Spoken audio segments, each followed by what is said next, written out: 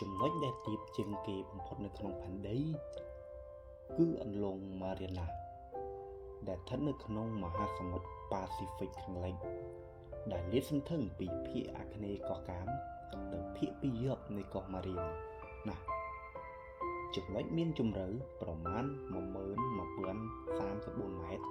ទាបជាងនីវ៉ូទឹកសមុទ្រចំណុចដែលទាបជាងគេបំផុតនៅលើផ្ទៃដីវិញគឺស្ថិតនៅក្នុងតំបន់មួយដែលមានឈ្មោះថា Dead Sea ឬដែលគេហៅថាសមុទ្រមរណៈ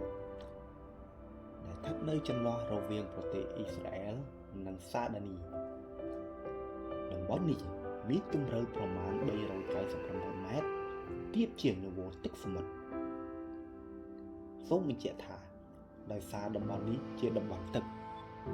ប៉ុន្តែមិនជាប់នឹងសមុទ្រទេឬមហាសមុទ្រទើបគេហៅថាចំណុចដែលទាបជាងគេនៅលើផ្ទៃដី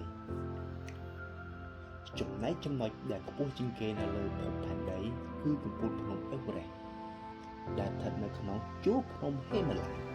នៅចន្លោះព្រំដែនប្រទេសនេប៉ាល់និងតំបន់ទីបេចំណុចនេះមានកម្ពស់រហូតដល់8848 ម៉ែត្រខ្ពស់ជាងនីវ៉ូទឹកសមុទ្រ